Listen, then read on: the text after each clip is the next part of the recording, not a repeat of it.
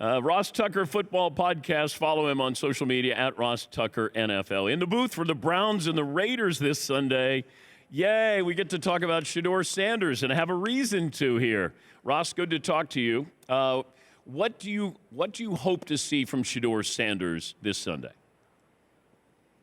Boy, I guess just making strides and improvement, and I think that he definitely will look better than he did on Sunday against the Ravens. Although I would also say this, Dan, I think if you watched each play and the coaching tape of each play, it looked a lot better to me than when I just saw the stats. You know, you initially see 4 of 16, interception, whatever.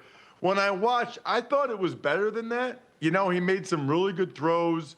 They very much struggled to pick up the blitzes that the Ravens were bringing at him. I mean, they threw the kitchen sink at him, and not just at him. They threw the kitchen sink at the Browns offense, and the Browns offense did not do a very good job of picking it up and putting Shedeur in a better position to succeed.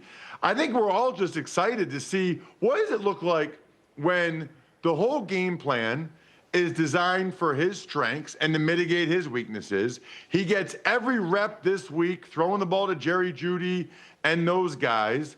I'll say this, Dan, we can't look at this one game and make a definitive judgment as to what his NFL career is going to be, but I am really excited, like everybody is, to see what he can do with having everything aligned for him, at least for this week. Yeah, I think everybody seems to pick a side with this topic. I just said, let the kid play. That's all. I just don't want the media to make him into Tim Tebow, that you're not good enough to start, but there's too much of a distraction to keep you on a roster. Because I remember when Tebow, did he go to the Patriots? And I go, how do you cut Tim Tebow? Like, you get to that point, and a head coach doesn't want to be dealing with that. I hope Shedeur can show us that he can either play or he can't play, because you're going to put so much pressure on a head coach that he's got to deal with the Shedeur situation. And I agree with you. When I'm watching that game, he had no time.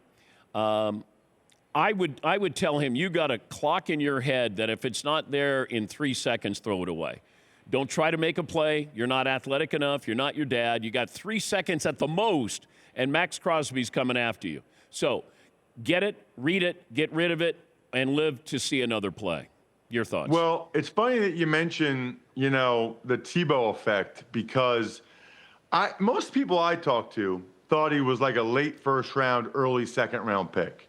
So I believe that, maybe he didn't nail the pre-draft process, and you talk to people and they'll tell you that. But I still do think that how popular he is, or how polarizing, whatever word you want to use, I do think that contributed to his fall in the draft, because I think people said, okay, if he's not going to be the starter, we don't want the most talked about person on our team to be a rookie second or third string quarterback. And Dan, I think I told you this.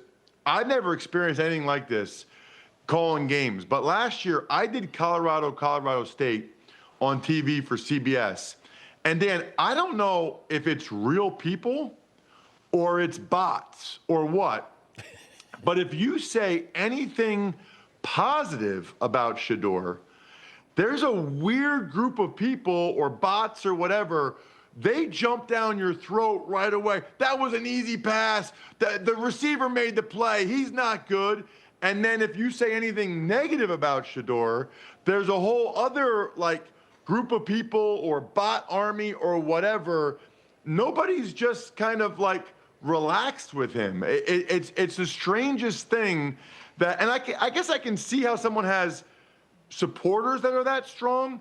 The weird part of it to me is this group of detractors that seem so invested in him not performing well. I have never experienced it like that any other game. After the game, I looked at my social media mentions, and it's like people were big mad no matter what I said,